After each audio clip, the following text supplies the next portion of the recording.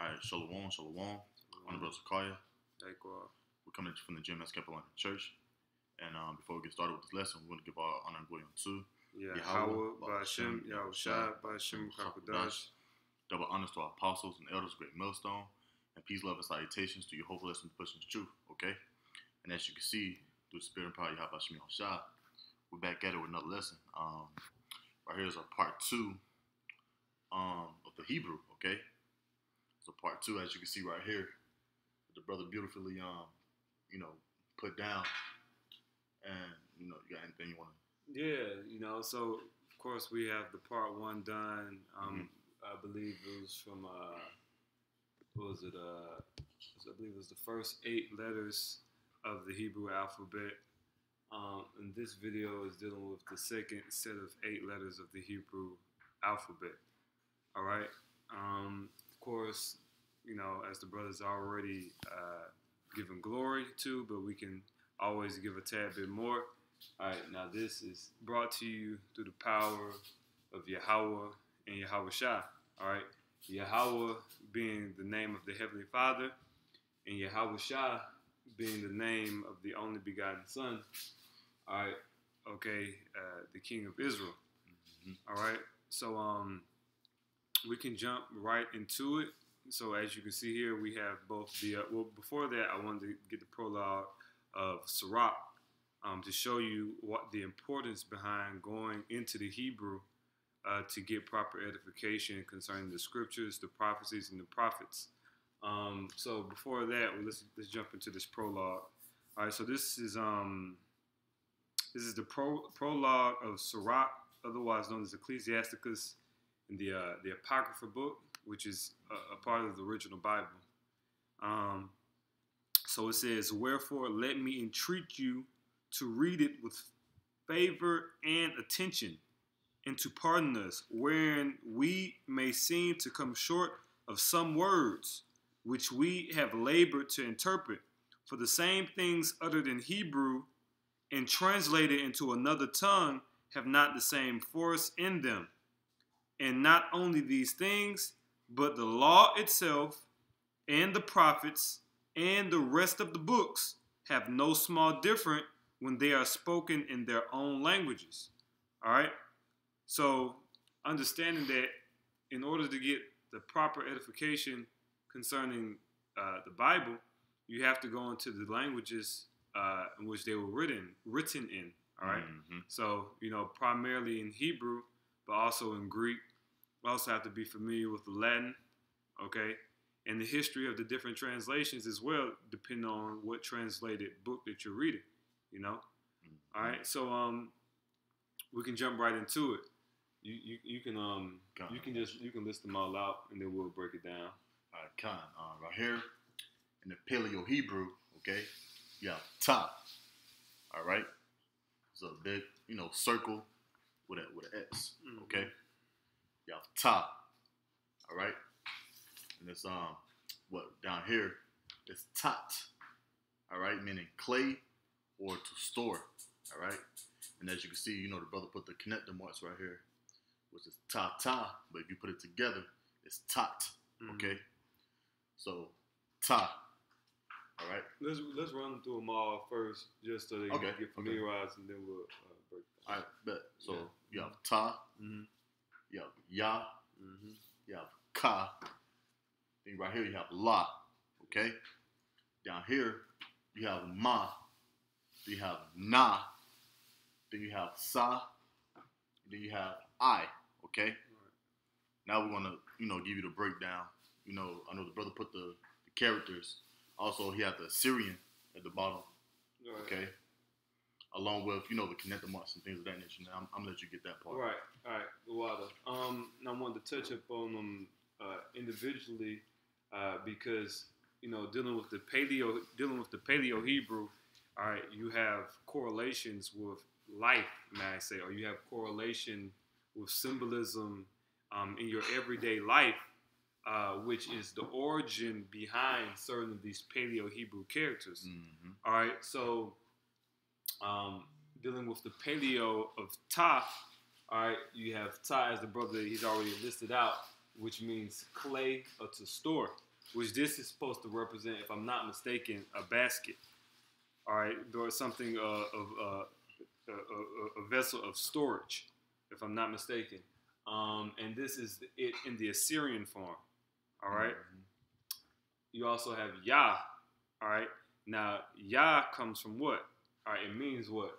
Hand or arm, and that's what, as you can see, that's the figure of an arm, if that makes sense. And that's the origin of Yah. All right, of that figure Yah. All right. Now you have it here in the Paleo. This is the format for Yah in the Paleo. All right. Now the next word is going to be a little, or the next symbol or character is going to be a little different, as you can see here in the Assyrian, or excuse me, both in the well. First, let's touch up on the Paleo. Now it's different formats depending on what type of Hebrew that you're looking at. You're going to have different formats how to say certain symbols, or how certain symbols are written. So, for instance, a lot of people, when you reading Paleo Hebrew, they might have the Ka looking in this format. But I've also seen myself, I've seen it with the different diagrams of the Paleo. It'll be in this format, And so these are two different forms of the Ka and the Paleo, all right, that you might come across, right? Now, with the Ka in the Assyrian, all right, now in the Assyrian, certain letters, all right, they're different if they're depending on where they're located in the word. So this is the Ka, this is the regular Ka for the Assyrian. Now you also have this right here, which you will call the final Ka. So if this is at the end of a word, then it's not going to look like this. It's going to look like this. So this is the format for Ka at the end of a word. All right. Now you also have La, as the brother elaborated. La going into Lamad. All right. So if I may, Shalaki, the Ka goes into palm of hand. It means palm of hand. All right, and it's Kop. You see? So Kop. Also the Yad, meaning hand or arm, is Yad. All right. Now with the Lamad, all right, Lamad meaning support. Okay. Or also, Lamad meaning staff or to learn. So as you can see, this symbol it reflects the symbol of a staff. Like if somebody needed something to lean on, all right, a staff, a support, you have that symbol La. That's where it gets its origin from. Con, and if I can say too, now you take these characters that the brother just beautifully broke down. Like for example, you have Yah. Okay, you can correlate that with the name also. Okay, both of these are the same symbols. All right, as you can see right here is Yahweh. Okay, right here is Yah. You can kind of connect it to build words. All right, but this is the heavenly, the heavenly Father. So you got Yah right here. Like the brother says, it's two different formats. All right, you have Ka. Well, you bring that over here. Boom, there it is right there. Okay, you see Ka. It's like a Ka. Yeah, not Ka. All right, Ka. All right, so it's call. They're a little familiar also. The brother just beautifully broke that down. All right, the La. Okay, it's right here. Okay, so you got Ka, La. So here go another La right here. La. Do you have Yah? Okay, just to kind of pinpoint where words come from. Right. When we say them. Right. So and further elaborate what the brother left off. Now with the Ka and this La, all right. Now since this is in a word, you're not going to say Ka La. Mm-hmm. You're going to say Kal, because the La is at the end of the word. Mm-hmm. All right. So it's not going to be a Ka La. It's going to be Kal. This is going to be Halal. All right, which means praise. All right, Con. And I know the first part of the video. I know the brother had the connections. Mm-hmm. All right. I just did that, word for word. Right. But the brother, right, it would be called and halal, because you wouldn't be saying halala. All right. All right. You'll be saying halal. And then Yahweh, Wa, Yahweh okay? Right. But, we can get back into this. Okay, kind. So, yep, and we're finishing up on Lamad. All right, Lamad, which means, yep, all right, staff to learn. Mm-hmm. All right. So, continue on. All right, and that's the La in in the Assyrian text. All right. Now, continuing on to our next set of letters, you have in the Paleo, you have Ma. All right. Now, Ma comes from what? It comes from Mayam, which means sea or water. And you can see this looks kind of like a wave. These lines, they look like waves. All right. And that's where you get Ma, because it's meaning water or sea. All right. So that's the Paleo essence of it. And you also have it in the Assyrian. Now, going back, the water. Yeah, so going back into the Assyrian, right, now, like I said, certain letters have, depending on where the letter is located in the word, is going to have a different format. So that's the case for Ma. All right, Ma, this is the typical Assyrian format for Ma. You also have a final Ma. So this, if Ma is at the end of a word, all right, it'll be in this form. All right. So even I don't want to get too deep. We'll keep it simple. Yeah. So going to Na. Mm-hmm. All right. So Na comes from what? It comes from Nan, which means seed or sprout. And I was going to write it, but this represents like a sperm seed, like a sperm. All right. Now, in earlier, because this paleo that we're showing you, there is actually certain more pictographic type symbols that actually predate this. This is just the Paleo Hebrew that was used when we had our empire, dealing with Abraham, going down to David. With David and Solomon and those time periods, this is the type of Paleo, or this type of Hebrew that we dealt with. But it's also when people talk about Phoenician or like Proto-Phoenician or whatever, you have you actually have other symbols that actually predate these that look more like the image in which it's supposed to depict. So this comes from seed or sprout, all right? Now, you have earlier images of this where actually, if you've ever seen the image of a sperm cell or a sperm, it actually looks. When they drew it, it looked just like that. They had a head and it had a squiggly tail, Mm-hmm. So also certain texts that you'll see in Hebrew with the water for Ma.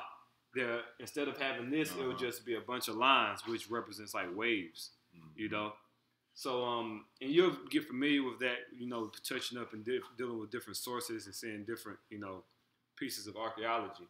Because, like the brother was beautifully explaining, most of these characteristics came from inspiration. All right, all this type of origin, like the brother was going into, and let's just say if you was a painter. Or you like to draw, all right? Just using your imagination. You draw waves, all right? Mayam, waters.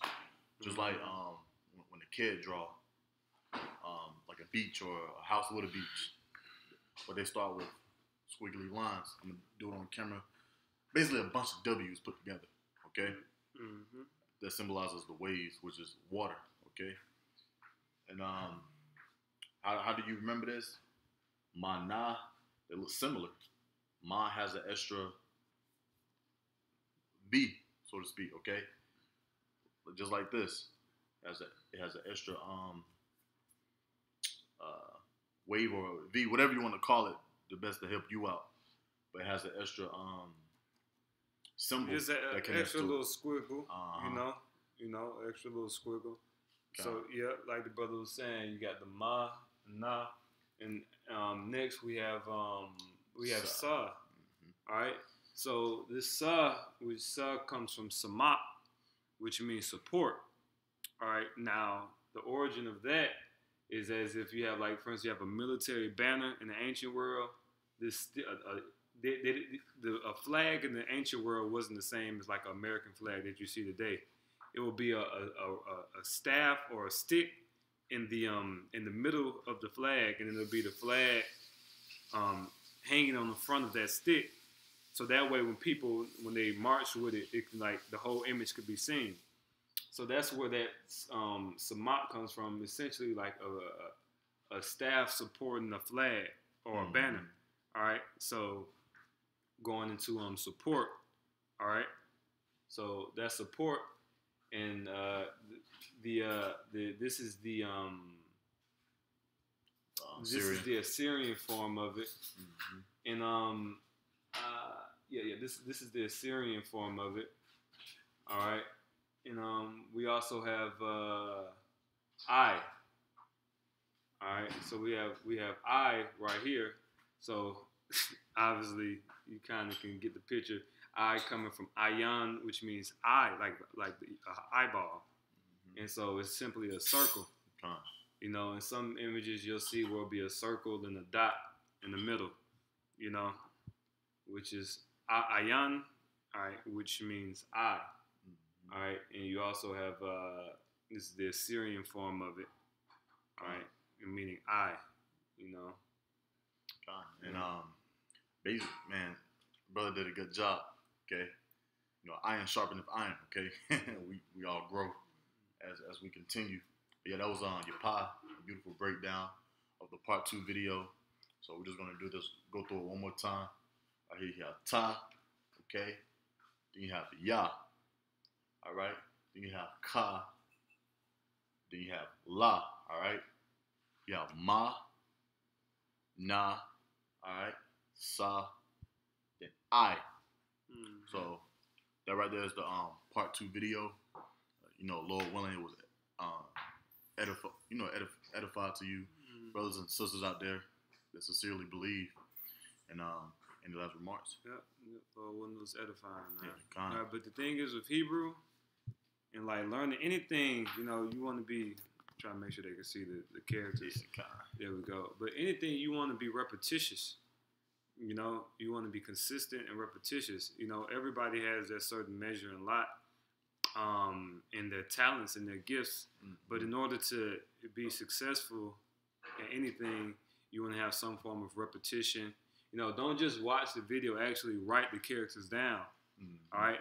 That's going to, you know, help you and mold you if you're trying to, you know, better yourself in Hebrew or Greek or whatever you want to do. You know, but you have to, you know, put a little labor in yourself as well, you know. Now, even the apostles and elders, they tell us, like, you know, don't just take our word for it. You know, go look it up. You know, give diligence to make your calling and election sure. So, you know, we have certain resources to increase our knowledge, but we also have to, you know, exercise our own willpower to, you know, ultimately be the best we can be. All right, so you have brothers that create different websites, different formats. You can get into all different type of languages. It's out there. You know, you just gotta dig deep, and always, because the point of us doing these breakdowns too is just going back to the basics. Okay, it's very important to go back to the basics, and we all need the basics. You know, the basis is the foundation. Okay, without a foundation, what are you? Without our feet and our legs, can we walk? You know, that's the foundation. You know, the bottom. You know, so to speak, speaking metaphorically, but there's also, you know, truth to the spirit, the root. Yeah. But with that, Lord willing, this video was edifying. We're gonna close out, give our honor and glory unto Yahweh, Ba'ashem, Yahushua, Ba'ashem, Rakakwadash. Give a double honor to our apostles and the elders of Great Millstone. Once again, and peace, love, salutations to you. Hope blessed with push the truth. Shalom. Shalom.